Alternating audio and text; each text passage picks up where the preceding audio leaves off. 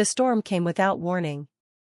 Not the kind that whispers before it strikes, but one that erupts from the heavens like fury unleashed. Rain crashed against the stone streets of the Roman market, flooding the dirt, soaking through tunics, and washing away the stench of old blood, yet not enough to hide the scent of fear. Torches hissed under the downpour. The crowd pressed closer, faces half-lit, half-shadowed, eager for spectacle. The wooden platform in the center groaned under the weight of chains and broken spirits. This was no ordinary auction. No trade of grain, no barter of goods. This was a sale of souls. And tonight, the Empire wanted fire. They dragged her forward. Elara. Barefoot. Torn. The hem of her dress clung to her legs, streaked with mud and blood. Her hair, once the color of moonlight, now hung heavy, plastered to her skin. She didn't resist. Resistance only earned lashes here, and she'd had her fill of pain. But inside, underneath the trembling, beneath the exhaustion, something in her still burned. The chains around her wrists clanked with every step, cutting into her skin until her pulse ran warm against the metal. She didn't flinch. She'd learned not to show pain in front of men who fed on it. Still, her breath hitched when the auctioneer's booming voice rose above the thunder. "Behold! The Witch of Gallia! The silver-eyed curse that burned her own pack under the moon!" Gasps rippled through the crowd. A boy whistled. A soldier laughed. A woman crossed herself. Elara lifted her head slowly, her silver eyes catching the lightning for a split second. The crowd recoiled. That flash, that impossible shimmer, was why she was here. Why she'd been hunted, chained, paraded like an animal. The guards shoved her forward. "Eyes down, wolf," one hissed in her ear. She obeyed, but inside, she was screaming. She remembered the night they came for her. The torches, the shouting, the smell of smoke as her home burned. The nobleman's son cornering her near the riverbank, his breath thick with wine, his hand rough on her jaw. And then, light. Silver, blinding, violent. When she woke, he was ash. And she was a monster. They never asked what he did. Only what she was. Now, under the storm, surrounded by strangers cheering for her punishment, she felt that same power flicker inside her chest, restless, alive, waiting. She clenched her fists, praying no one would see the faint shimmer beneath her skin. If they did, she'd be dead before sunrise. The rain grew heavier. Water dripped from her lashes. Her lips trembled, not from fear, but from restraint. She wanted to scream, to fight, to tear these chains apart and remind them she wasn't prey. But every time she'd tried, someone had paid for it. The stable boy who hid her. The old woman who called her child. The Empire always found a way to make her regret surviving. The auctioneer raised his arm, shouting over the thunder. "The bidding begins at 5 gold talents." Voices answered, greedy and sharp. "She'll make a fine servant." "No, a fighter. Breed her with the beasts in the arena, see if she bears monsters." Each word pierced deeper than the chains. Elara's jaw tightened. Her gaze dropped to the ground where the rain mixed with her blood. She imagined the earth swallowing her whole, ending the humiliation, the noise, the eyes. But she couldn't afford dreams. Not anymore. Then, silence. The crowd's noise dimmed, swallowed by the storm's roar. Even the auctioneer hesitated, looking past her shoulder. Someone was approaching. The air changed. It was subtle at first, like a ripple across water, but the wolves in the cages nearby felt it. They whimpered, tails low, eyes fixed on the shadow moving through the rain. Elara didn't turn, but she felt it too, the pressure, the weight of a presence that didn't belong among men. Footsteps. Slow. Deliberate. Each one measured, grounded, powerful. The crowd parted without being told. The storm seemed to hush in deference. A hooded man walked through the market, the rain sliding off his cloak like it dared not touch him. No chains clinked around him. No guards dared to block his path. He didn't rush. He didn't shout. He didn't need to. His presence commanded silence. Elara's pulse quickened. Her instincts screamed danger, but something deeper, something buried and old, stirred with it.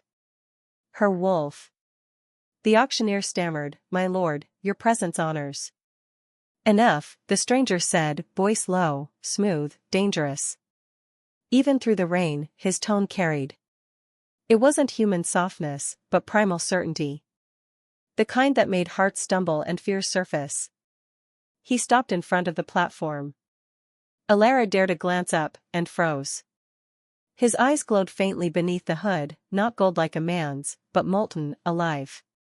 She'd seen eyes like that once before, long ago, in the woods, when the elders whispered of the Alpha Kings. Beasts born from bloodlines so ancient the moon itself bowed to them. She couldn't breathe. Her voice was a whisper lost to the wind. "No." The auctioneer cleared his throat nervously. Shall I continue the bidding, my lord?" The man didn't look away from her. His silence was answer enough. When he finally spoke, his words fell heavy as thunder. "I'll take her." Gasps rippled through the crowd. Even the guards stiffened. The auctioneer blinked, startled. But, my lord, the bidding has only just." "I said," the man repeated softly, "I'll take her." A single gold coin landed at the auctioneer's feet, a coin marked with the crest of the Northern Kingdom. No one questioned it. No one would dare. The emblem belonged to the Alpha King. The auctioneer scrambled to bow. "Oh, of course, your majesty. She's yours. Yours." The word cut through Elara like a blade. She wanted to scream that she belonged to no one. That no man, king or beast, could own her soul. But the guards were already unhooking her chains, shoving her forward. Her knees hit the wet wood, her palms scraping the splinters. She looked up, rain dripping from her lashes, heart pounding so loud it drowned the thunder. He was close now, too close. She could smell him. Not like the men of the Empire, who reeked of wine and arrogance. He smelled like the forest after rain, like wild earth and distant snow. It wasn't comforting. It was dangerous. Addictive. He reached out, not to touch her, but to lift her chin with a single finger. His touch was light, yet she felt it burn through her like fire beneath skin. Her silver eyes met his gold. The world fell away. He studied her face quietly. No mockery. No pity. Only something unreadable, something that made her chest tighten. Then, softly, he said, "You'll act like you're mine, until I say otherwise." Elara's lips parted, but no words came. She wanted to spit, to fight, to deny him, but something in his tone, some hidden gravity, held her still. The storm raged around them, wind howling through the ruins of the marketplace. Yet in that small space between them, time stilled. The guards waited for orders. The crowd murmured, uncertain whether to bow or flee. He ignored them all. His gaze never left her face. And in that gaze, she saw something that terrified her more than the chains ever had, recognition. Like he'd been looking for her. Like he already knew what she was. The mark beneath her collarbone pulsed once, hot, searing, alive. She bit her lip to keep from crying out. He saw the flicker. His expression didn't change, but something in his eyes deepened, like he'd just found proof of something sacred. She tried to pull away, but his voice, low, commanding, held her there. "You can hide it from them," he murmured, "but not from me." Her throat tightened. "Who are you?" He leaned closer, just enough for his breath to brush her ear. "The one who's been waiting for you to stop running." The words sent a shiver down her spine. She didn't know if it was fear or something worse, hope. Lightning struck again, lighting his face beneath the hood for the first time. Strong jaw. Scar across his temple. Eyes burning like fire against the rain. And just like that, the storm outside became small compared to the one rising inside her. For years she had hidden. Survived. Pretended to be powerless. Now, standing before the Alpha King, the very monster mothers warned their daughters about, Elara felt her pulse align with his. Not submission. Recognition. A thread, invisible but unbreakable, pulled tight between them. She didn't understand it. Didn't want to. But deep inside, her wolf stirred, whispering a truth she wasn't ready to face. He was not her captor. He was her fate. The chains fell away. The crowd scattered. And in the hollow silence that followed, only two hearts beat in rhythm against the storm. If your heart is already racing, stay. Subscribe to Sophie's Romance Collections, where danger meets desire, and love defies fate. Rain poured harder as if the sky itself feared what stood beneath it. The storm didn't just fall, it attacked, slashing sideways through the marketplace, drowning out everything except the slow, deliberate sound of boots against soaked stone. Kael didn't rush. He didn't need to. Each step carried the weight of an empire, and the crowd felt it, the kind of presence that made men forget to breathe. Even the torches seemed to lean away from him. The wind bent. The wolves in their iron cages whimpered. Elara's body tensed though her chains were gone. Her instinct screamed to run, but her legs refused to move. Her wolf, silent for weeks, pressed against her chest like a heartbeat that wasn't hers. The air around him was different. Alive. It carried heat that didn't belong to this cold night. He stopped in front of her, only a breath away. For the first time, she saw his face clearly, the man beneath the hood. Sharp, carved features, skin marked by battle and shadowed by something older than grief. His eyes glowed faintly, golden and wild, but it wasn't the glow of arrogance. It was the quiet fire of a predator who didn't need to roar to remind the world what he was. The auctioneer's voice wavered as he tried to fill the silence. Lot 47, one of a kind. The last of her cursed line, said to wield silver fire. Dangerous, yes, but obedient if broken. Kael's gaze flicked to him once. That was all it took. The man's throat closed mid-word. Sweat rolled down his temple. No one dared speak again. Kael turned back to her. Up close, Elara could see the faint scar slicing across his jaw, the kind that didn't fade because it had been earned in something sacred. He didn't look cruel. He looked contained. Like the kind of man who spent years holding something deadly inside and had learned what happened when he let it out. Elara raised her chin, even as rain ran down her face like tears she refused to give. What do you want from me? Her voice cracked, but not from fear, from fury trying to hold itself together. He studied her a moment longer before answering. Your truth, he said simply. And your silence until you understand why I came. His tone wasn't a threat. It was something worse, a promise. The guards shifted uneasily as the crowd murmured. No one understood what they were witnessing, a king buying a condemned wolf like a servant. Some whispered he'd lost his mind. Others said he was binding the prophecy to his will. Elara didn't care about prophecy or politics. All she felt was the weight of his stare and the heat rolling off him, so intense it cut through the storm. I don't belong to anyone, she said, her voice low, shaking. Kael's lips curved, barely.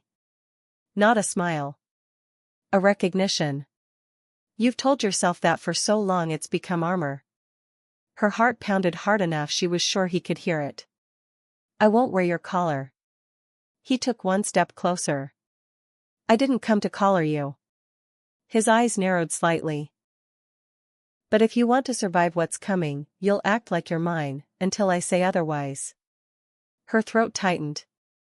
There was no arrogance in his voice, only the bone-deep certainty of a man who'd seen the world burn and refused to let it take another piece of it. A flash of lightning split the sky, and for an instant, his shadow stretched long behind him, half man, half beast. The shape of his power flickered in that light, something ancient, something dangerous, and her wolf responded with an instinctive growl in her chest. She wanted to hate him for it. For how easily the ground seemed to shift around him, how the storm obeyed him without command. But beneath that defiance, a smaller voice, raw and frightened, whispered that she wasn't afraid of him at all. She was afraid of what she might become beside him. The chain that hung loosely between her wrists vibrated. Not from movement, but from energy. The same hum that lived inside her veins now pulsed through the metal, alive, whispering in a language only their blood seemed to understand. Kael noticed it too. His eyes flicked to the glow beneath her skin. He didn't look surprised. He looked like a man who'd finally found something he'd spent years searching for. Elara felt it before she saw it, the faint rise of warmth behind her ribs, the silver thread of power twisting toward him as if drawn to his flame. She bit the inside of her cheek, hard, forcing it back down. "Stop it," she hissed under her breath, unsure if she was speaking to him or herself. He tilted his head slightly, curiosity softening his expression. "You feel it too." "I feel nothing." His eyes deepened to molten amber. "Then why are you shaking?" Her pulse faltered. He'd seen through her so easily it made her chest ache. He wasn't supposed to see her. No one ever had. Kael's hand lifted, slow, unhurried, and brushed a wet strand of hair from her face. His touch didn't linger, but the ghost of it burned. It wasn't ownership. It wasn't even tenderness. It was acknowledgement. As though in that single gesture, he was saying, "I know what you are." And that terrified her more than the chains ever did. The auctioneer cleared his throat nervously again, his voice thin against the wind. "My lord, she's volatile. The council decreed her execution. You can't simply take her without." Kael's gaze sliced toward him, sharp as a blade. "Without what?" The man swallowed. "Without consequence." A faint smirk ghosted across Kael's lips. "I am consequence." The words rolled through the square like thunder. Even the soldiers lowered their eyes. Elara's breath hitched. He turned back to her, his expression unreadable. "Come." She didn't move. The urge to defy him fought with the instinct to survive. Both screamed inside her skull until she thought she'd shatter. "I said come." His voice dropped, low, steady, not loud, but it carried something beneath it, something that crawled under her skin and made her wolf bow. She hated that it worked. Hated that part of her responded. But her feet moved before she could stop them, stepping down from the platform, her wrists still chained loosely together. The crowd parted again as they passed. No one dared speak now. No one dared look too long. The storm drenched them both, but neither seemed to care. She glanced at him from the corner of her eye, trying to make sense of the man who walked beside her. His posture was relaxed, but his presence filled every inch of space. He didn't need guards. He was his own army. When they reached the gates of the market, she finally found her voice. "You think buying me changes anything?" He didn't slow. "It changes everything. You don't know me." His answer came without hesitation. "I've known you longer than you've known yourself." The words hit her like a physical blow. She stumbled, catching herself against the wall, eyes wide. "What are you talking about?" He stopped this time. Turned to face her fully. Rain dripped from his hair, ran down his jaw, gathered at the curve of his throat. His expression was steady but not cold. "When the moon burned silver 15 years ago," he said quietly, "a child was born under its light. The elders called her the flame reborn. The council called her an abomination. I called her necessary." Elara shook her head, stepping back. "No. Don't." "You were hunted," he continued. "Hidden. Moved from village to village. Every pack that sheltered you vanished within days. You survived what no wolf should have. Did you really think it was coincidence?" Her chest rose and fell too fast. She wanted to deny it, but every word matched the pieces of her life she'd never understood. "How do you know this?" she whispered. His eyes flicked briefly to her wrists, the faint marks glowing beneath the chains. "Because that mark only appears once in a generation. And because I was sent to find you before the Empire did." Her voice trembled. "Then why wait until now?" Because the last time I came near you, he said, you weren't ready to survive what would follow. Elara stared at him, the rain blurring the edges of everything except him. Her mind screamed that this was madness. Her heart, her wolf, knew it was truth. Lightning cracked again, closer this time. The scent of ozone and fire filled the air. Kael's head turned slightly, scanning the rooftops. Move, he ordered. What? Before she could finish, a dart sliced through the rain, embedding itself in the wall where her head had been. She flinched, eyes wide. Another hissed past Kael's shoulder. Assassins. Kael's hand shot out, gripping her arm, not roughly, but with unshakable precision. Stay behind me. He stepped forward, cloak flaring as he scanned the shadows. The air thickened, vibrating with low, dangerous energy. The next strike came from above, a figure lunging down from the archway. Kael moved faster than sight. One motion, one twist, and the attacker hit the ground hard enough to crack stone. Elara stumbled back, heart hammering. She'd seen wolves fight before. Brutal. Chaotic. But Kael moved like he'd already calculated every death that would happen before it began. His claws glinted briefly under the lightning. When the last body fell, the marketplace was silent again. Only the storm remained. Kael wiped blood from his palm and looked back at her. Now you understand why I came. Her breath trembled. They were after me. They still are. She swallowed. Then why not kill me? It would make your empire safer. His gaze softened, just slightly. Because you're not my enemy, Elara. You're the key to ending them. Her name in his voice did something she didn't expect, it grounded her. It sounded like belonging, something she hadn't felt in years. And that terrified her all over again. He released her arm but stayed close, watching her reaction. She didn't step away this time. Couldn't. The storm had started to ease. Rain slowed to a whisper. The scent of iron hung heavy in the air, mixing with the faint warmth radiating from his body. For the first time since she'd been dragged into this nightmare, she wasn't cold. Kael tilted his head slightly. You're shaking. I'm not. You are. He didn't reach for her, but his eyes held steady, unrelenting. What I just did, what you saw, it's a fraction of what's coming. You can hate me for claiming you if you need to, but understand this. He stepped closer, close enough that she could feel the heat rising off his skin. If I hadn't, you'd already be dead. She wanted to argue, to call him a liar, but the bodies in the mud said otherwise. Her voice dropped to a whisper. So what happens now? He looked up at the dark horizon, where the lightning flickered behind the mountains.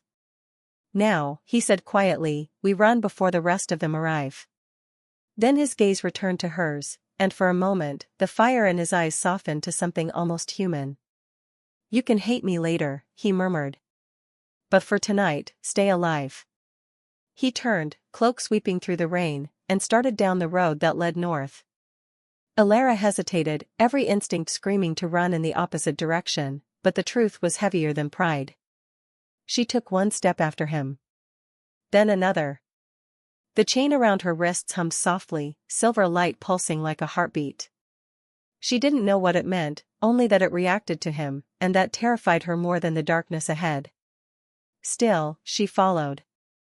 Not because she trusted him.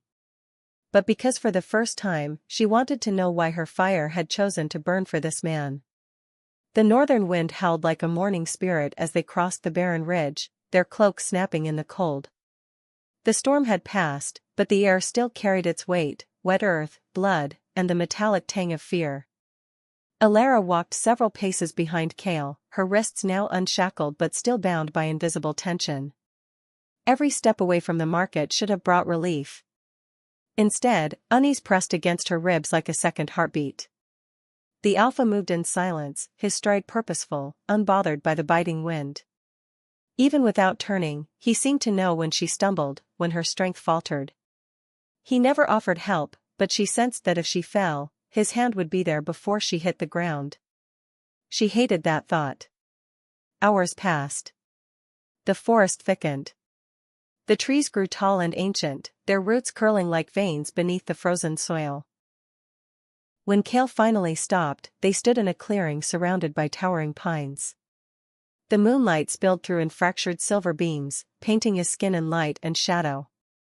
Without a word, he knelt and began to build a fire. Sparks caught, then flared, until the flames rose and cracked, throwing gold against his sharp profile. The silence between them thickened. Elara's arms ached from restraint, her throat raw from holding back too many questions. But the longer she looked at him, the harder it became to stay silent. "You knew who I was before the auction," she said finally. "Didn't you?" Kael didn't look up. "I did." The fire popped, sending an ember into the darkness. She stared at it, heart pounding. "Then why wait? Why watch me chained like an animal before stepping in?" His jaw flexed. He stirred the fire once, then met her gaze. "Because you had to see them for what they were before you could see me for what I am." She frowned. "What does that even mean?" "It means," he said, voice low, "I couldn't save you until you wanted to be saved." The word struck something deep, something she didn't want touched. She looked away, hands curling into fists. "You think I wanted any of this?" "No." He leaned back, resting his elbows on his knees.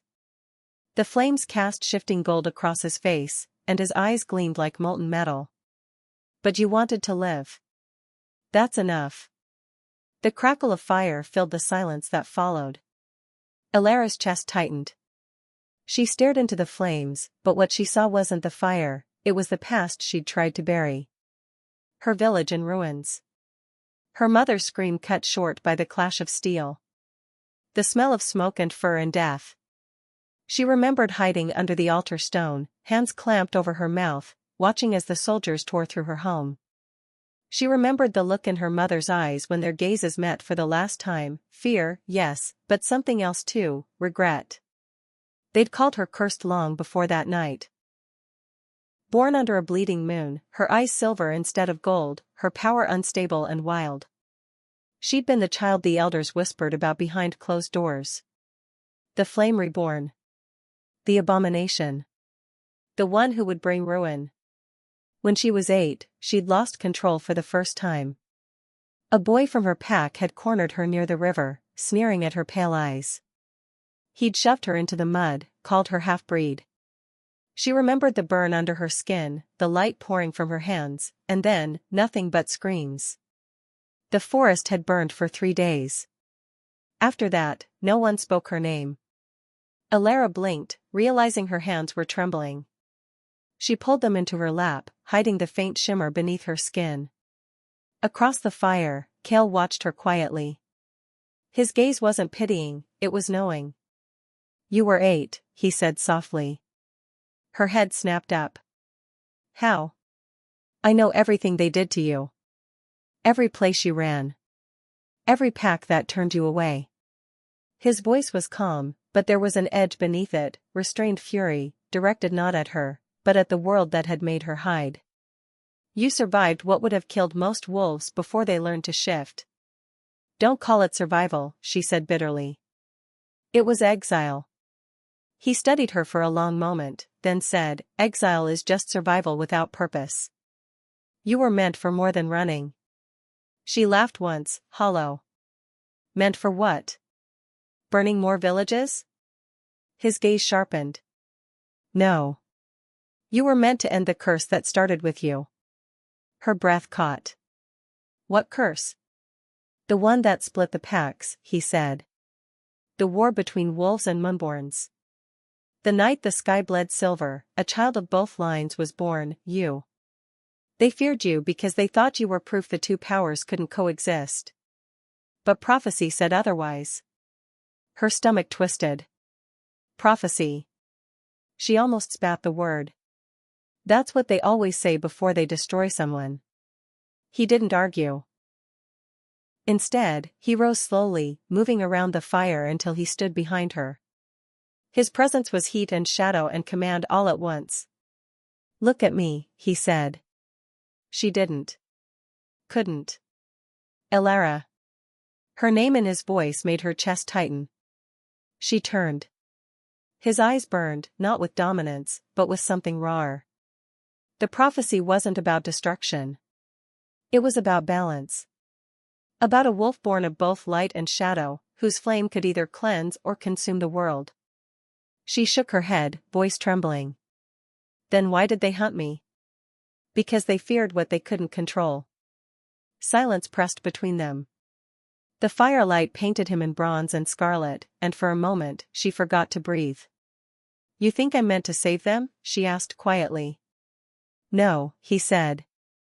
I think you're meant to decide whether they deserve saving. The truth in his tone rattled her more than any prophecy could. She turned back to the fire, trying to steady her breathing, but his scent filled her senses, smoke, pine, and something darker, like wild rain on stone. It stirred something inside her she didn't recognize, something that wasn't fear or anger, but hunger. You knew before you came to the auction, she whispered. You knew I was the one. Yes. And still, you didn't tell me why. He crouched beside her, close enough that she could feel the warmth of his body against the cold night air. Because if I had told you, you would have run. She turned sharply to him, eyes flashing. Maybe I still will. He didn't flinch. Then run. But the hunters won't stop. The council won't stop. And when they come again, you'll wish I hadn't let you. Her pulse thundered. You think you can protect me? No, he said, quiet but absolute. I think I can fight beside you. There's a difference. The space between them felt alive, electric. She could hear his heartbeat, steady, powerful, too close. His gaze dropped briefly to her lips before returning to her eyes. Her breath caught. She pushed to her feet, breaking the moment, needing air. You talk like you know me. I do. You don't. Kael stood slowly, his movements controlled, deliberate. You think you're the only one who's been hunted? She froze. My pack was slaughtered when I was 16, he said, voice even but laced with pain. By the same council that branded you cursed. They feared what my bloodline could become. They killed my family to stop a prophecy. I swore then I'd never serve them again. His eyes met hers. Finding you wasn't about power. It was about ending what they started. Elara swallowed hard. The fire cracked louder, as if protesting the silence between them.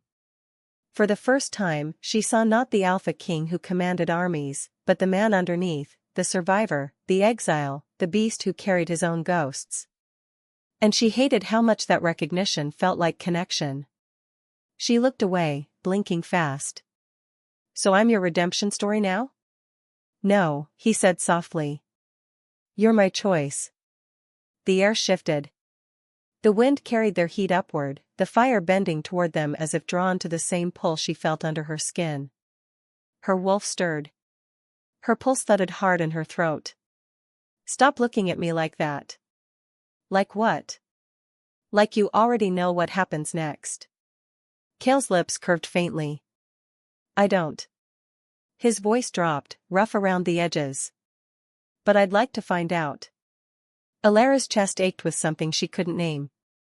She turned away before he could see it, staring into the fire until her vision blurred. The flames danced higher, silver weaving through the gold. Her hands glowed faintly, betraying her. She clenched her fists, but the light pulsed stronger. Kael saw it. He stepped closer, lowering his voice. Don't fight it. I can't control it. Yes, you can. It burns, she said through gritted teeth. It always burns. He reached out slowly, stopping inches from her hand. Then let me burn with you. The words hit harder than they should have. Her power surged, light spilling across her skin in shimmering veins. The fire roared, reacting to her. Kael didn't move away. His fingers brushed hers, and the flames turned silver. For a heartbeat, the world stilled. The wind died. Even the forest seemed to listen. Her pain faded. The light steadied. She looked up at him, breath trembling. How did you? Our bloodlines were never meant to be enemies, he said quietly. The fire only hurts when you fight it. Her eyes glistened. And if I don't? Then it becomes part of you. The glow dimmed, settling into her skin like it had finally found home. She exhaled shakily, realizing the fire no longer burned her, it soothed her. Kael's hand lingered near hers, not touching, but close enough that the warmth between them hummed. Elara met his gaze. You said you've known me longer than I've known myself. He nodded once. Then tell me, she whispered. Who am I, really? Kael's eyes softened. You're the balance the moon promised. The flame that shouldn't exist, but does. The power they couldn't destroy. Her throat tightened. And to you? He hesitated, just for a breath. Then, softly, you're the reason I still believe fate isn't cruel. The confession sank into her like a heartbeat she didn't want to hear. She stepped back, needing distance, but every step away from him felt like dragging against gravity. She didn't understand why her pulse quickened when he was near, why her wolf calmed only at his scent, why her fire listened only to his voice. Because deep down, she already knew. He wasn't just the alpha who saved her. He was the other half of her curse, her fated bond, the one she'd spent her whole life running from without even knowing it. And now that she'd found him, she wasn't sure she could ever run again. The tremor deepened, shaking loose dust from the ceiling and sending echoes rolling through the stone hall like the growl of something ancient. Elara's breath caught. The air thickened around her, humming, alive, as if the temple itself was listening. The silver flame beneath her skin pulsed harder, begging to be free, but she bit down on her lip until she tasted blood. She wouldn't let it show. Not again. Not here. Kael's gaze never left her. The flickering torchlight carved gold into his irises, making them almost otherworldly. He stood tall and unyielding, yet there was a shadow in his eyes that spoke of wars fought, losses buried, promises broken. He took a step closer, slow, deliberate, the way predators move when they're not sure whether to strike or protect. You think survival is enough? He said quietly, his voice echoing off the marble. The gods didn't carve your name into the stone of this place just so you could hide. You are the silver flame, Elara. The balance between destruction and deliverance. She shook her head, breath trembling. I didn't ask for this. Kael's lips curved, not quite a smile, more like a confession wrapped in restraint. Neither did I. He turned away, walking toward the mural. The image of the crowned wolf seemed to shimmer under his touch. They called me the Alpha King, he said, voice low. But even kings kneel before prophecy. Something in his tone sent a chill racing down her spine. She wanted to ask what he meant, but the runes along the wall began to glow brighter, spilling silver light that danced over their faces. The temperature dropped, frost forming on the edges of the stones. Elara's pulse thundered in her ears. Her vision blurred as ancient whispers slithered through her mind, half-words, fragmented prayers. She saw flashes, wolves bowing under crimson skies, fire-devouring forests, her own hands raised in defiance against an unseen darkness. She stumbled, clutching her chest. The burn beneath her collarbone seared like molten metal. Kael was at her side in an instant, his hand gripping her arm. Breathe. His voice softened. Let it show you. I can't, she gasped, the fire fighting its way up her veins. It kills everything it touches. Not me, he said, the words fierce, certain. Let it out. The command in his tone sliced through her panic. She closed her eyes, and the fire answered. Silver light erupted from her skin, wrapping the temple in a halo that shimmered with heat and memory. Every rune, every carved wolf head blazed to life. The mural shifted. The woman of fire turned her head, and looked directly at Elara. Her own voice, ancient, layered, endless, spoke inside her mind. Child of moon and wolf. Born from ruin, bound to rise. Elara gasped as the flame dimmed, leaving only embers flickering around her. She fell to her knees, heart pounding, tears streaking down her cheeks. Kael knelt before her, one hand still steadying her shoulder. His touch burned, but not painfully. It anchored her. "What did you see?" he asked. She hesitated. "A warning. Fire and blood. Wolves turning against each other." Her voice broke. "And me, standing alone." Kael's jaw tightened. "The prophecy speaks of a choice.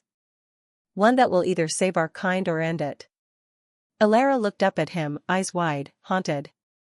"And you think I'm meant to make it?" "I know you are." The conviction in his tone frightened her more than the prophecy itself. Because deep down, she felt it too, the truth humming beneath her ribs like an unclaimed destiny. She rose slowly, the air around her still shimmering with residual heat. Her chains rattled softly, the metal now glowing faintly where her fire had touched it. "You bought me to use me," she said, voice trembling with both fury and understanding. Kael's expression didn't change. "No. I bought you to protect you. Because if anyone else had found you first, you'd already be dead." Her breath caught. "And if your council finds out what I am?" His eyes darkened. "Then they'll learn what happens when you touch what's mine." The possessiveness in his voice made something flicker in her chest, fear, anger, desire, she couldn't tell. The line between them blurred until she didn't know whether she wanted to fight him or fall into him. A gust of wind tore through the temple, scattering ashes from long-dead fires. The mural's glow faded back into silence, as if retreating into sleep. But Elara could still feel its pulse inside her, steady, waiting, watching. She turned toward the exit. "I don't want to be your weapon." Kael's reply was quiet, but it carried the weight of centuries. "Then learn to wield yourself before someone else does." Outside, the storm had quieted. The moon hung low and swollen, its light glinting off the snow like shards of silver glass. They walked in silence through the ruins, the crunch of their boots the only sound. Elara glanced at him, the wind tugging her hair across her face. "How long have you known about me?" "Long enough to know you weren't supposed to survive that night in Galia," he said. "But the gods intervened. They always do when something greater is at play." She frowned. "You talk like you've seen it before." "I have," he murmured. "The last time, it destroyed half the realm." His words hung between them, heavy and cold. When they reached the edge of the forest, he stopped. His gaze lifted to the stars. "They said the silver flame would awaken when the moon bled red. That night is coming." Elara followed his eyes. The sky was already shifting, a faint crimson hue bleeding across the edges of the moon. Her heart thudded painfully. What happens when it does? Kael turned toward her, his expression unreadable. "You'll have to decide who burns."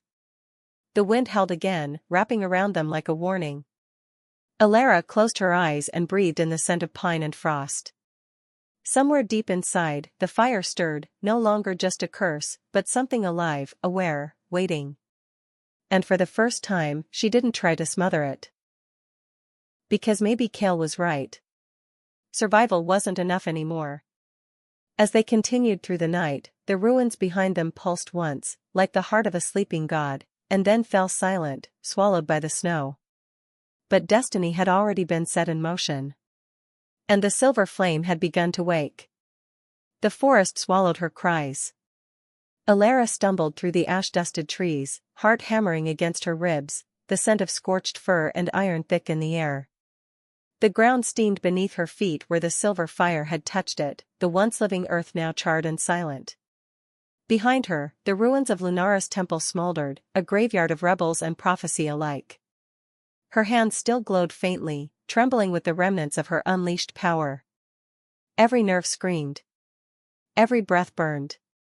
She hadn't meant to do it. She hadn't meant to destroy everything. Kael's face haunted her vision, the moment his body fell, the crimson bloom spreading across his chest, the way his golden eyes found hers even as he collapsed. She should have stayed. She should have checked if he was breathing. But the whispers were already rising, monstrous, cursed, abomination, and they sounded too much like the voices that had driven her from her first home. So she ran. Branches tore at her clothes, slicing through fabric and skin, but she didn't stop. She couldn't. The silver light beneath her flesh flickered violently, like a living thing trying to claw its way out. Somewhere deep in the forest, she fell to her knees, gasping for air. The world tilted. Her body shuddered as flashes of memory flooded her mind, her mother's voice, her pack's cries, the night they chained her to the pyre. Monster, they had whispered. Curse of the moon. And now, the same curse had protected her again, at the cost of everything. Tears streaked through the soot on her cheeks. Her palms pressed into the frozen ground. She felt it hum beneath her skin, as if the earth itself remembered her flame. What am I? She whispered into the silence. The forest didn't answer. Only the wind, carrying the faint echo of a wolf's distant howl, a sound that made her chest ache. Kael. The name rose in her mind like a prayer she didn't want to say. He had fought for her. He'd faced his own kind, defied the council, and stood between her and death. And she had rewarded him with ruin. The silver light dimmed finally, fading into her skin, leaving only exhaustion. She pressed her forehead against the cold dirt and let herself break. But the world wouldn't let her rest. A snap echoed through the woods. Then another. Elara lifted her head, pulse quickening. The scent hit her next, blood and metal, mingled with the rank musk of wolves that didn't belong to Kael's pack. She scrambled to her feet, hands trembling. Shadows moved between the trees. You shouldn't have come alone, a voice sneered from the darkness. 5 wolves stepped into view, larger than any normal shifters, their eyes red with the mark of the Council of Blood. Their leader wore a jagged scar across his jaw, his armor still smeared with soot from the battle she had fled. The flame herself, he mocked. And no alpha to hide behind this time. Elara's throat tightened. You should have stayed dead. He grinned, sharp and cruel. We don't die so easily. Not when the council wants your head on a spike. They lunged. Elara dodged the first, ducking beneath claws that sliced air where her throat had been. Instinct guided her. She kicked one wolf backward, spun, and thrust her hand out. Silver light burst forth, cutting through the fog like lightning. The forest blazed. The wolves yelped and scattered, blinded by her power. But the leader didn't retreat. He charged through the flames, his claws sinking into her arm, dragging her down into the dirt. Pain exploded through her. She screamed and the ground answered, cracking open beneath them with a deafening roar. The scarred wolf froze, too late. A pulse of raw energy erupted from Elara's body, hurling him across the clearing. He hit a tree with a sickening crack. When the light faded, silence returned. She staggered up, panting, blood dripping from her arm. The other wolves had fled. Her vision swam. The forest tilted again. She pressed her hand to the wound, trying to stop the bleeding, but her fingers came away slick with crimson. Then a familiar scent cut through the air, smoke and storm, iron and fur. Enough, a deep voice commanded. Elara froze. Kael emerged from the fog, his body battered, blood crusted along his side where the blade had pierced him. His shirt was torn, his hair damp with sweat, but his presence filled the clearing like thunder. He was alive. Her knees almost gave out from relief and dread. How, she whispered, unable to finish. I heal fast, he said, his tone flat. You ran. She flinched at the accusation. I thought you were dead? His eyes gleamed gold again, too bright, too knowing. You should have stayed. I had to leave, she whispered. You don't understand. I killed them, Kael. All of them. He took a step closer. The tension between them coiled, sharp as a blade. They would have killed you first. That doesn't make it right. He stopped inches from her, the heat of his body brushing hers. The world was never going to let you live quietly, Elara. You think the council will stop now? They've seen what you can do. They'll hunt you to the ends of the earth. She swallowed hard. Then why are you here? Because they'll come for you again, he said. And this time I'm not letting you face them alone. The words struck deeper than any blade. Elara looked up at him, really looked. The exhaustion, the wound, the faint tremor in his hands. He was as much a survivor as she was. Bound by blood, burden, and something neither of them dared to name. The silence between them thickened. Snow began to fall, melting against her skin like ash. You shouldn't care, she said softly. You're the Alpha King. You should hand me over, end the prophecy, save your crown. Kael's jaw flexed. I didn't choose the crown. He looked away briefly, his breath visible in the cold air. But I will choose who lives under it. And with that, he turned toward the deeper forest. Come. The council will smell the blood soon. Elara hesitated, torn between trust and fear. Between wanting to run and wanting to believe. Then she followed. They moved together through the mist, the rhythm of their steps echoing in the snow. The wind held above, carrying whispers of rebellion and fate.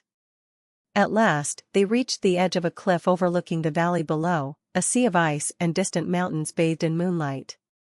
Smoke rose from the direction of Kael's stronghold, faint but visible. They're already there, he said grimly. The council's wolves. They're preparing for war. Elara's pulse quickened.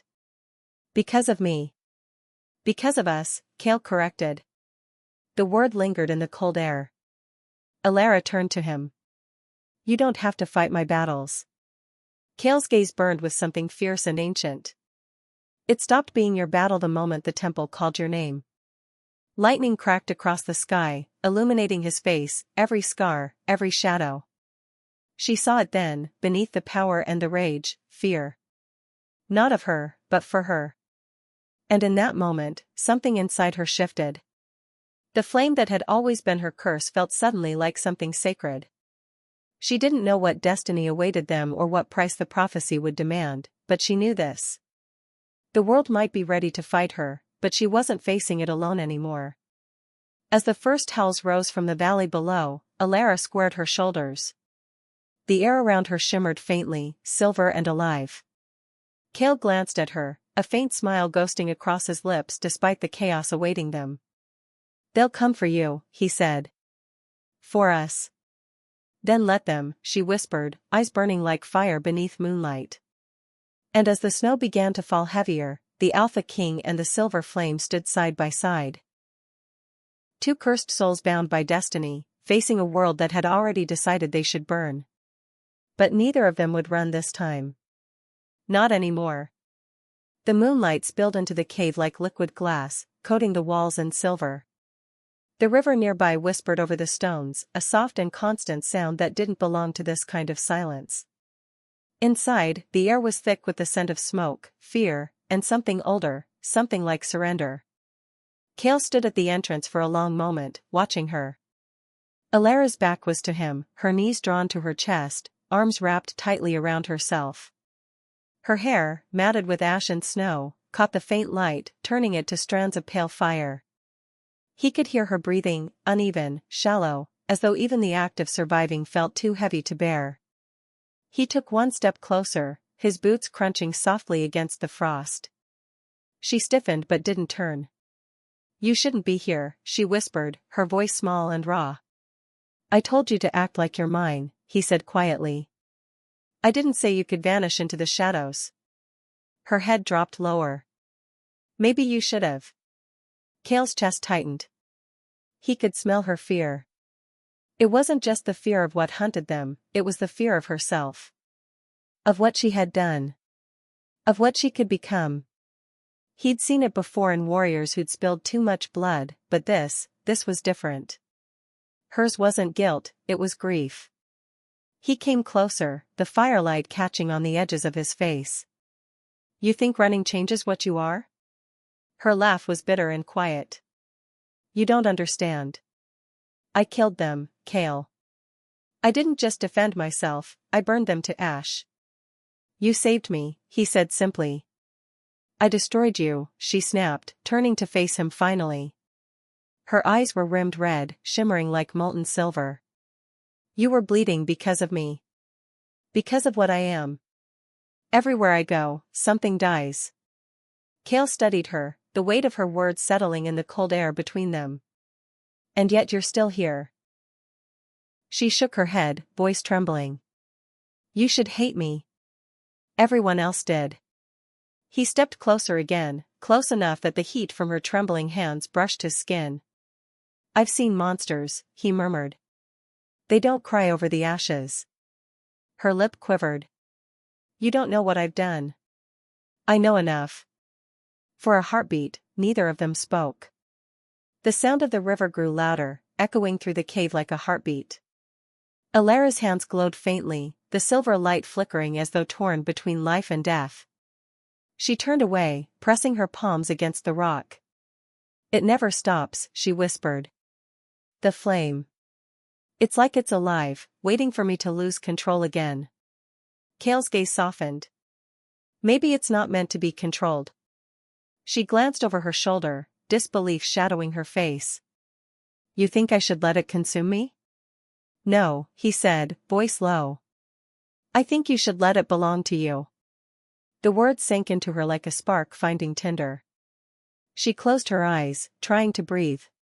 The flame inside her responded, humming faintly. Kael moved closer until the air between them was almost too tight to breathe. He reached out, slow and deliberate, his hand brushing her jaw. The touch sent a shock through her, heat meeting heat, pain meeting recognition. She flinched but didn't pull away. I see you, he said softly. All of you. The fire. The fear. The fury. And I still choose you. The words shattered something inside her. Elara's chest heaved as tears spilled freely now, hot against the chill air. Why, she whispered. Why would you choose me when everyone else only ever wanted me dead? Kael's thumb traced the edge of her cheek. Because I know what it's like to burn for something you don't understand. Her breath hitched. She searched his face for any trace of deception, any sign of pity, but all she found was truth, raw and unguarded. The fire around them dimmed, retreating to soft embers that licked harmlessly at the stone. Her trembling eased. And then, without planning, without thinking, she leaned forward and broke. The sob tore from her throat, unrestrained, and she collapsed into his arms. Kael caught her easily, pulling her against his chest. His warmth enveloped her, steady and grounding, the rhythm of his heartbeat anchoring her to something real. She clung to him as though she'd been drowning for years and only now found air. He didn't speak. Didn't move. Just held her until her shaking turned to quiet breaths. Outside, the wind had softened, carrying the faint scent of snowmelt and pine. The moon had risen higher, its reflection trembling across the river's surface. When she finally spoke again, her voice was small but steady. I don't know how to stop being afraid. You don't, Kael said. You learn to walk with it. Elara lifted her head, meeting his gaze. The firelight caught in his eyes again, golden, fierce and alive. You make it sound easy. It isn't, he admitted. But it's the only way. She nodded slowly, though uncertainty lingered in every breath. Kael brushed a strand of hair from her face, his hand lingering just long enough for her to feel the promise there, unspoken, but undeniable. Then he rose, extending his hand to her. Come. You need to rest. She hesitated before taking it. His fingers closed around hers, warm, solid, grounding. He led her deeper into the cave, where a small fire crackled faintly beside a makeshift bed of furs. The air smelled of cedar and smoke. Elara sat near the fire, pulling the blanket around her shoulders. Kael knelt across from her, his expression unreadable. You should sleep, he said. She gave a tired smile. You don't trust me enough to close your eyes first. His lips twitched. You'd burn me if I did. The faintest laugh escaped her, a fragile sound, but it was something. Kael leaned back, his gaze drifting toward the cave's entrance. They'll come again soon, he said quietly. The council won't stop after one failed ambush. Elara's heart clenched. Then what do we do? He looked back at her. We prepare. Together. She blinked. Together. The word felt foreign, almost dangerous on her tongue. But when he nodded, something inside her, something she'd locked away for years, stirred. Hope. Kael leaned closer, the firelight catching the scars along his neck. You don't have to trust me, he said softly. Not yet. Just don't run. Elara's breath caught.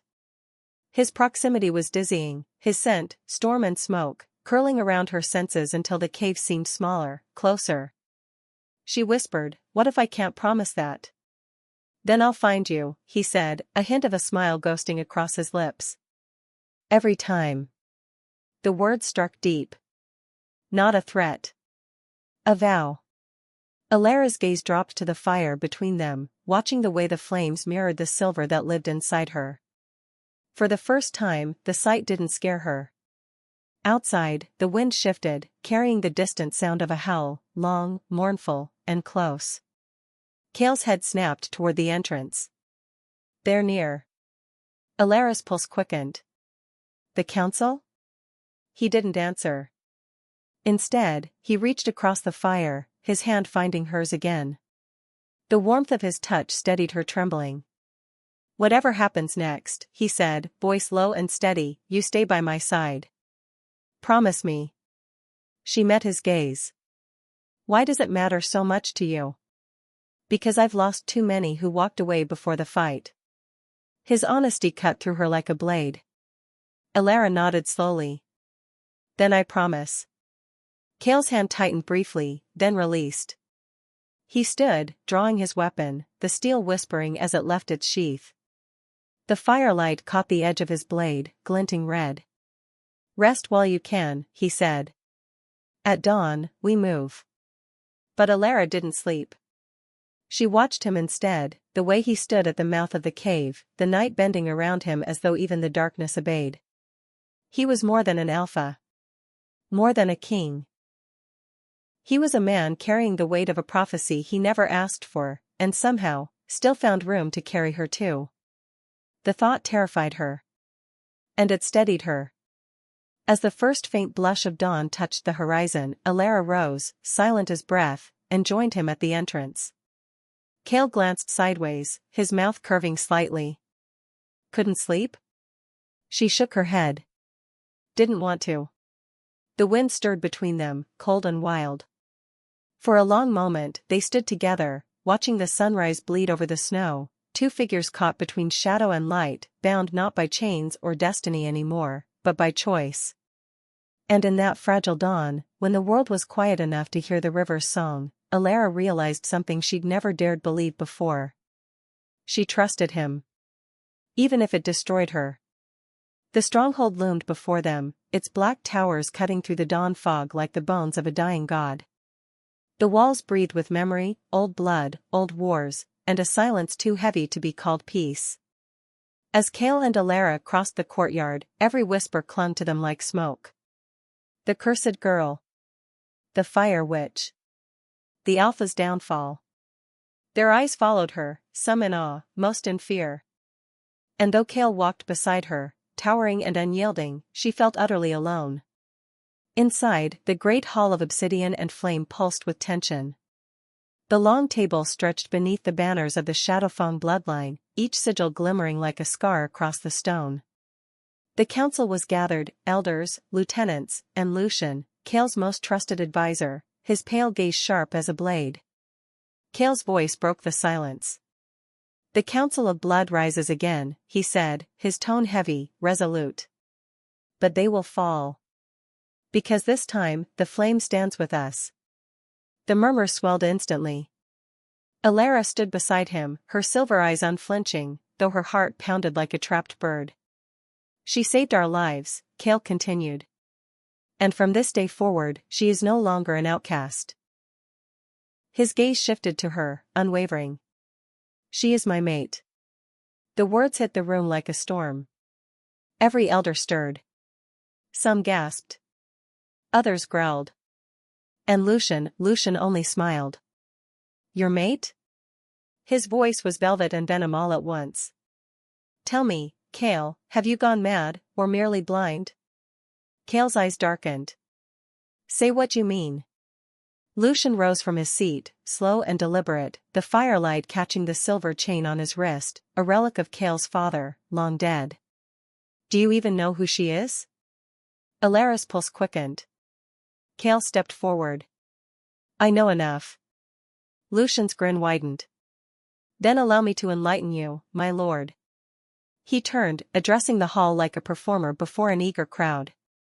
The girl you call your mate, this witch with her cursed fire, bears the blood of the Solaris line. The name fell like thunder. Kael froze. That's impossible. Lucian's voice dripped with satisfaction. Is it? Perhaps you've forgotten history, but I haven't. The Solaris burned the Shadowfang heir alive, your brother, Kael. Their flame wiped out your kin. Their magic shattered your bloodline. Gasps rippled through the council. Someone cursed under their breath. Another spat on the ground. Elara's body went rigid. She could barely breathe. Kael turned to her, his face pale, his jaw clenched. Tell me he's lying. Her voice trembled. I didn't know. Didn't know? Lucian laughed, low and cruel. How convenient.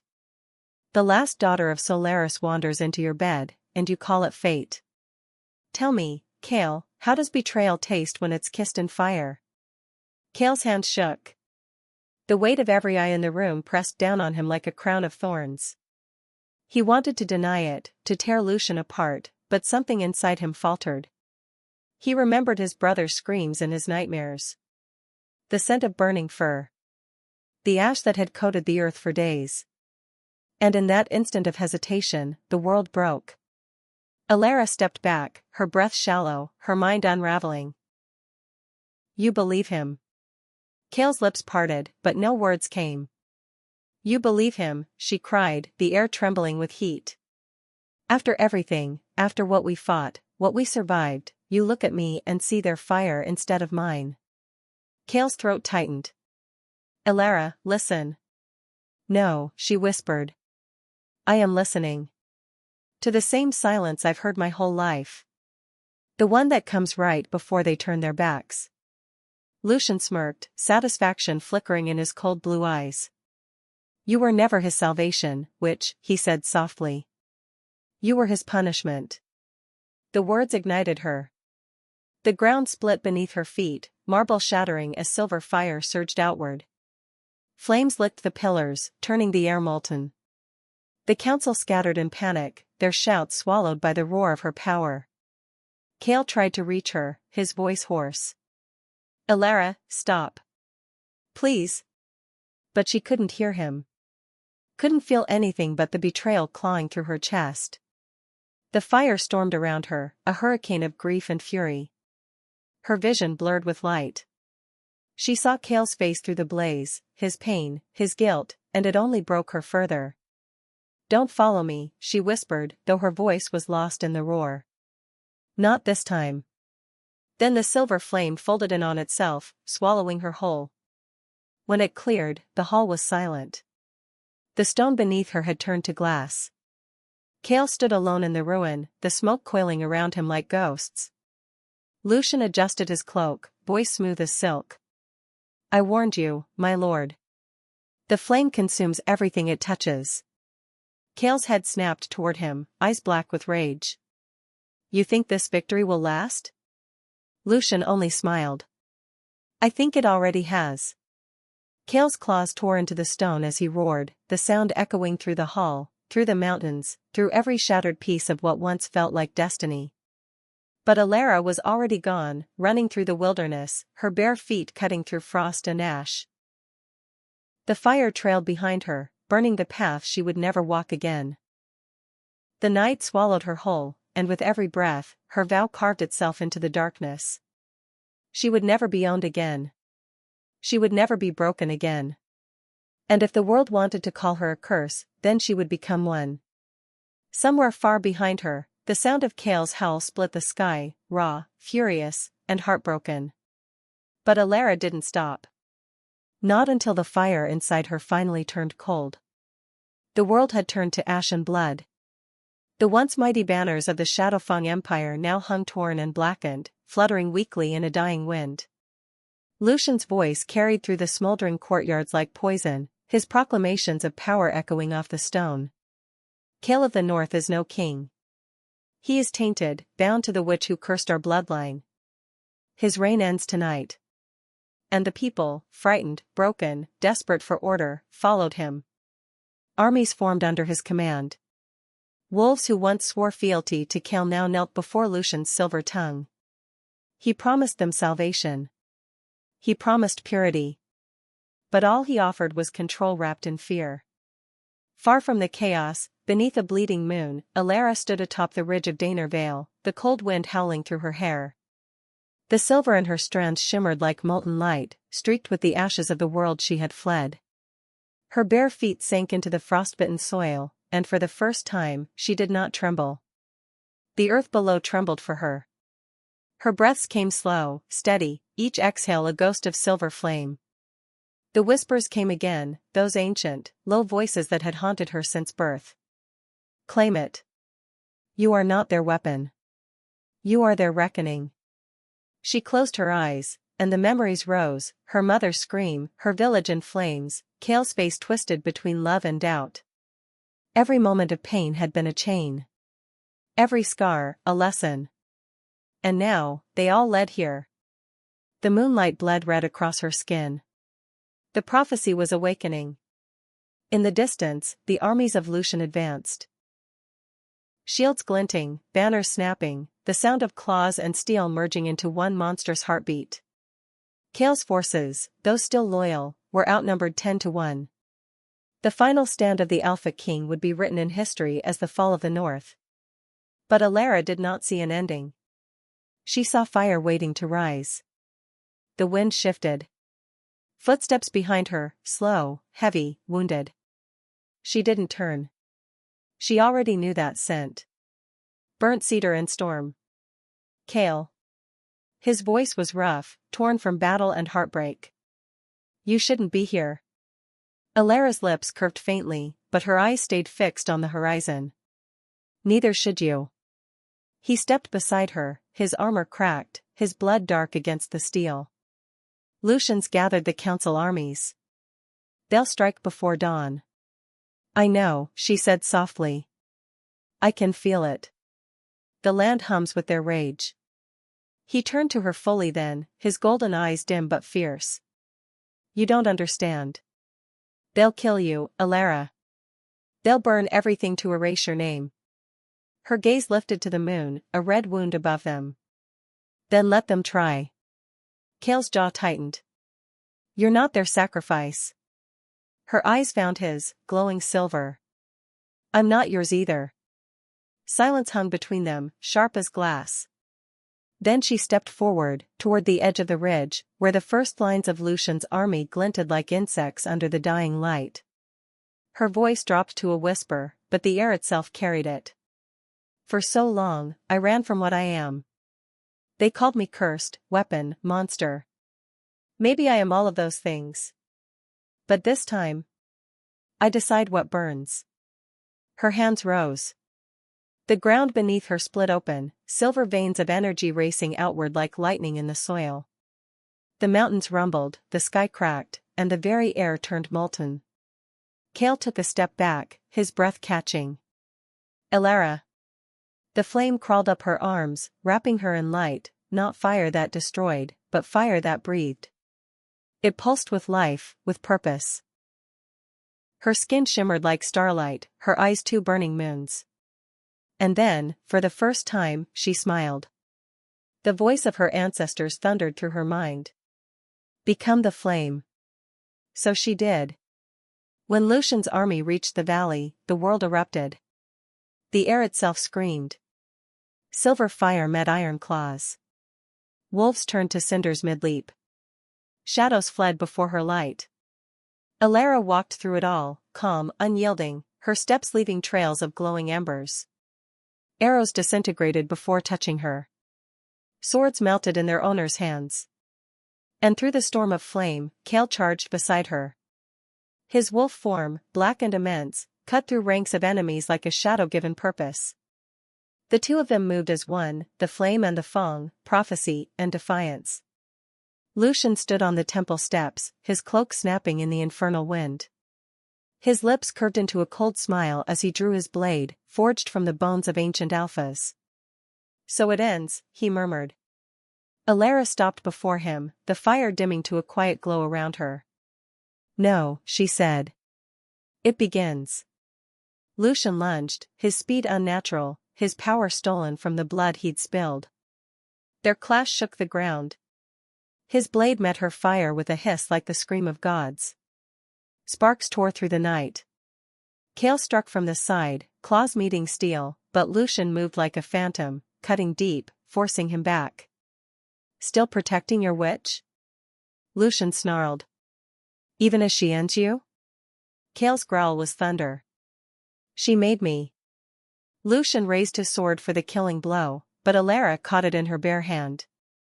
The fire roared to life again, swallowing the steel, devouring the magic that bound it. She stepped closer, her eyes burning brighter than his fear. "You built your kingdom on my pain," she whispered. "You took my freedom, my name, my faith. But you'll never take my fire." Her power burst outward, not wild, not uncontrolled, but absolute. A ring of light consumed the battlefield, blinding the living and silencing the dying. When the flames faded, Lucian knelt before her, his weapon turned to dust, his body trembling with the weight of his defeat. "Kill me," he spat, though his voice shook. "Do it. Be the monster they say you are." Elara looked down at him, at the man who had broken so many, who had turned brothers against brothers. For a moment, the old fury tempted her. The part of her that had once burned villages wanted to see him turn to ash. But instead, she reached forward and pressed her palm to his forehead. The fire flickered softly, gentle, cleansing. "No," she said. "You don't get to define what I am."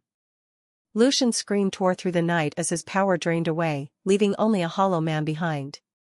When she stepped back, he fell, trembling, not dead, but empty. Kael limped toward her, the battlefield still smoldering around them.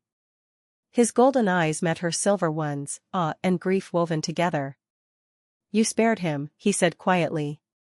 "I didn't spare him," she replied. "I mastered him." For a long moment, there was only silence, the kind that comes after storms, when the world tries to remember how to breathe. Then, slowly, Elara turned her gaze to the horizon. The fires she had unleashed still burned, but they no longer consumed. They illuminated. Fields glowed in silver light, as though reborn. She took Kael's hand, not as his captive, not as his curse, but as his equal. "I am not your sacrifice," she said, her voice steady, her fire calm. "And I am not their weapon. I am the flame. I am the choice."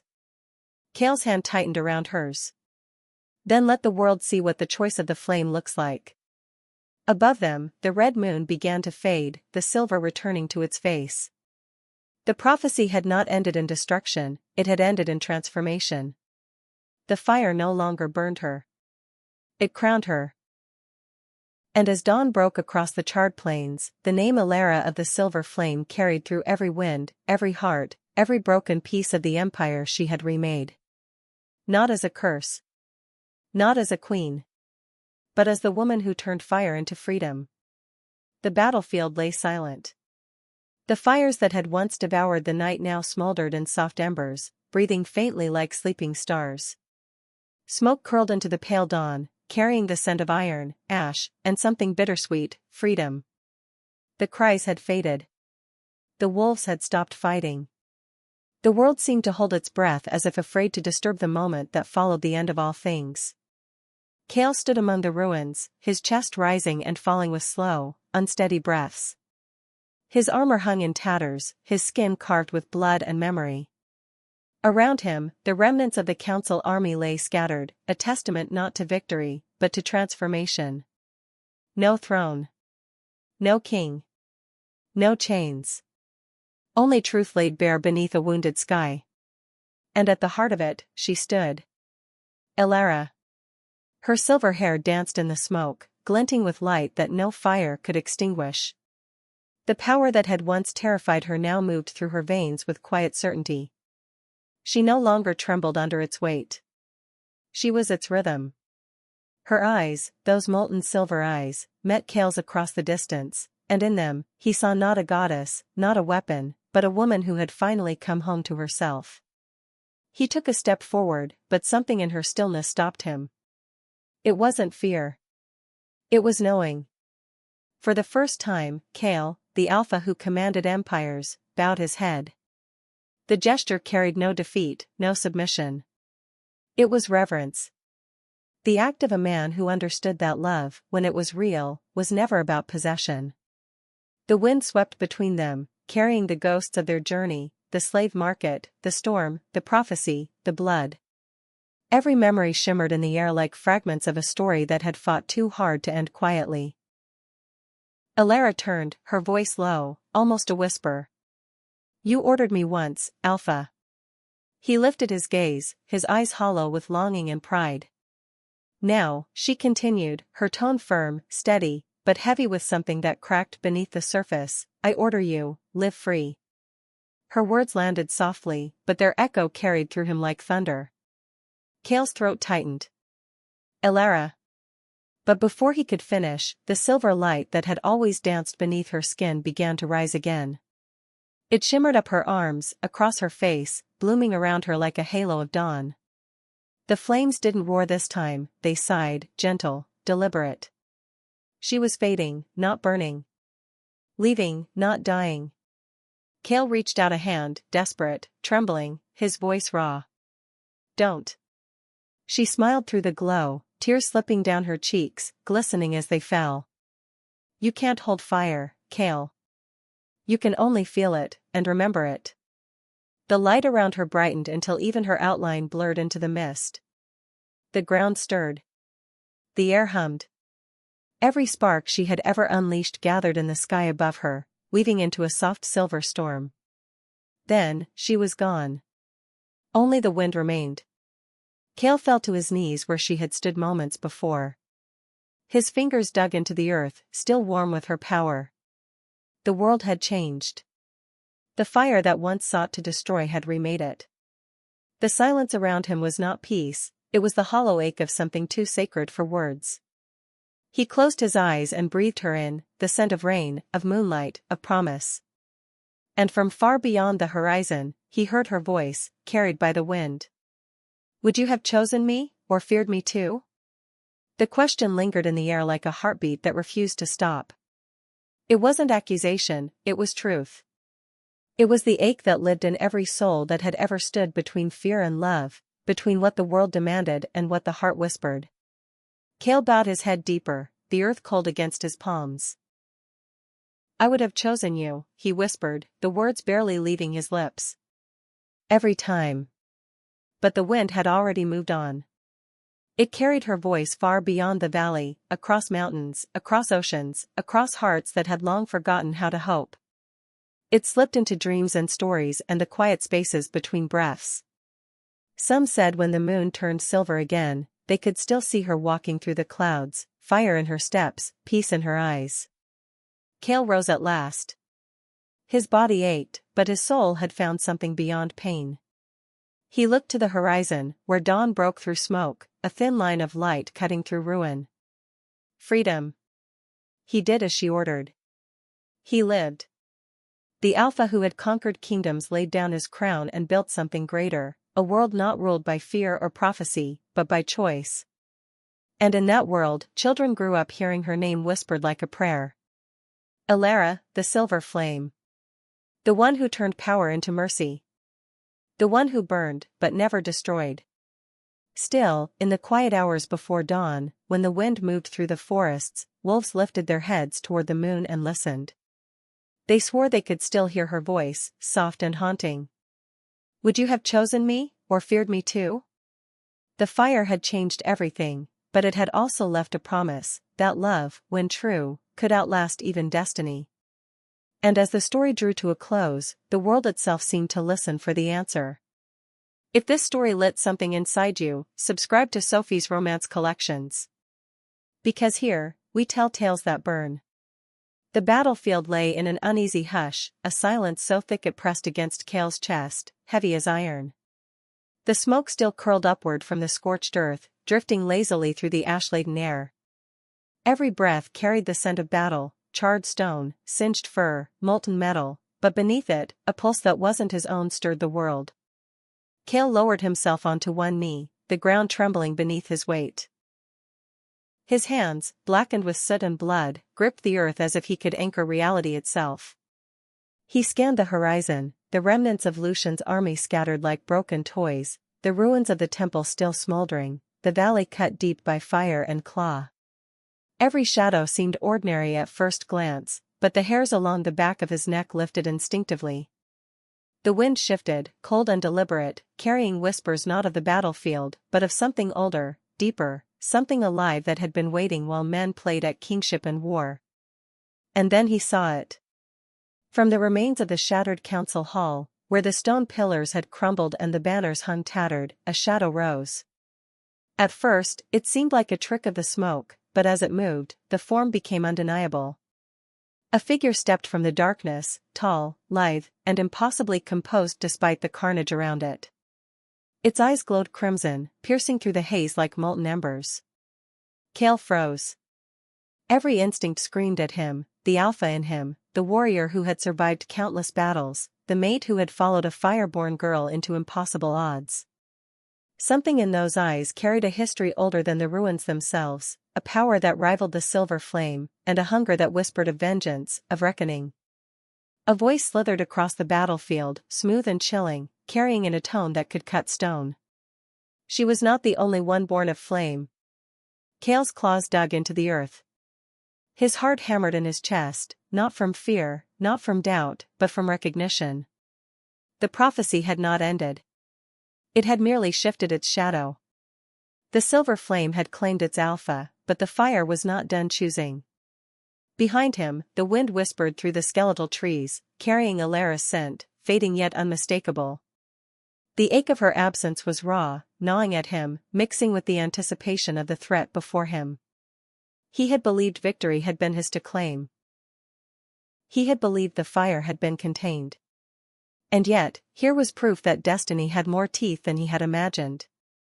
The ground trembled again, subtle at first, then violent, as if the bones of the world themselves shifted in anticipation. Dust and debris fell from the crumbled walls. Wolves scattered in the shadows, ears flat, fangs bared, sensing the surge of energy that wasn't entirely human, or entirely beast. Kael rose slowly, his blackened armor scraping against stone.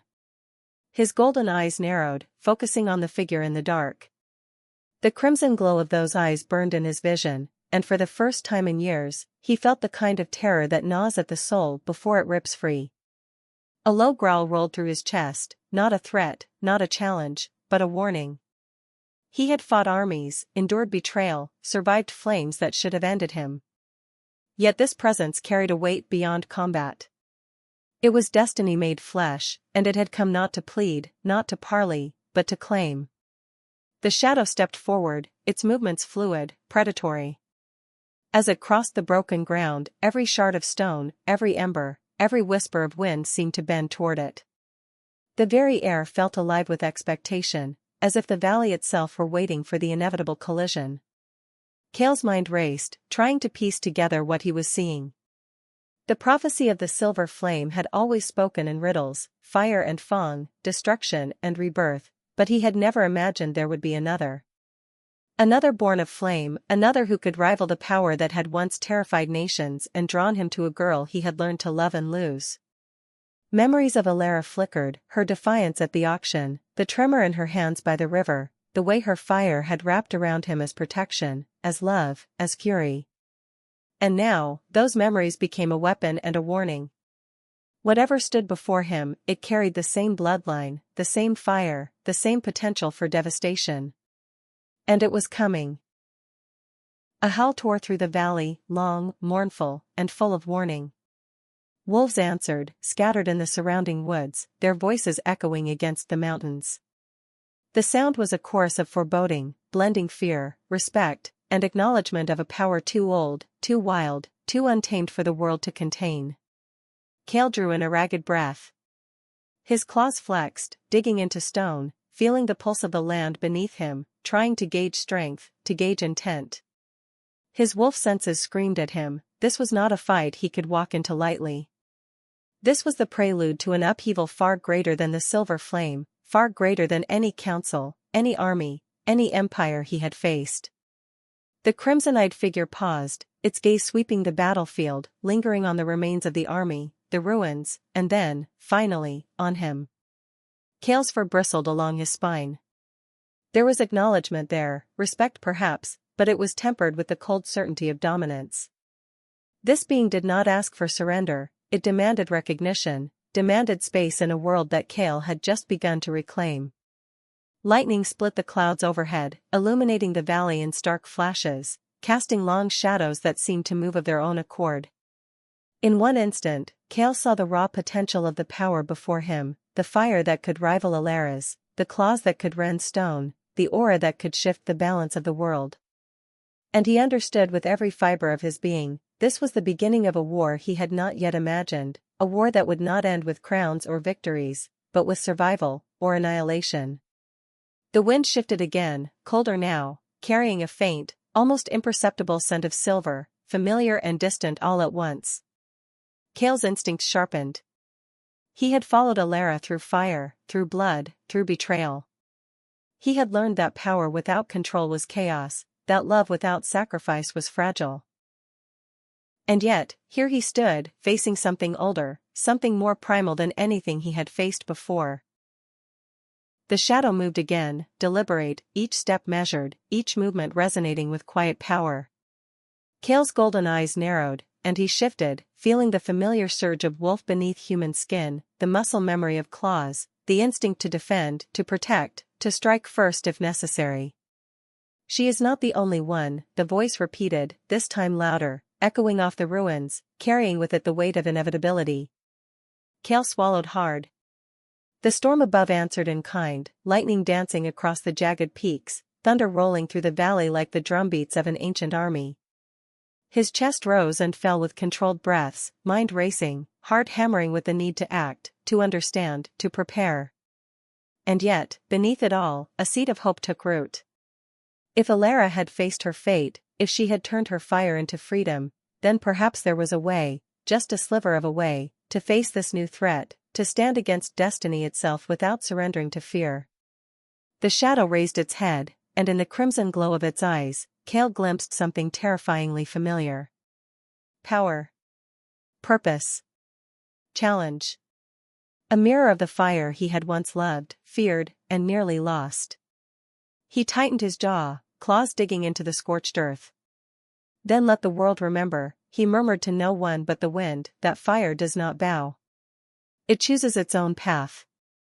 And somewhere, deep within the shadows, a low growl echoed, deep, resonant, ancient. The ground shook once more. The smoke twisted into shapes too deliberate to be wind. The sky darkened with the weight of anticipation. Kael inhaled sharply, summoning every ounce of strength, every lesson, every moment of love, loss, and survival he had endured. He would not falter. He would not yield. Not now. Not ever. Because the fire had not left the world. It had merely waited for the right moment to burn again. And Kael knew, with every beat of his heart, that when it did, the next chapter would not be written by kings or councils, but by the silver flame, and by the one who had learned to walk with it, unbroken, unstoppable. The wind carried the whisper one last time, fading into the mountains. She was not the only one born of flame. And the howl of a lone wolf split the air, pure and haunting, echoing across the broken world, a signal, a warning, a promise. The battle was over. The war had not yet begun. To be continued.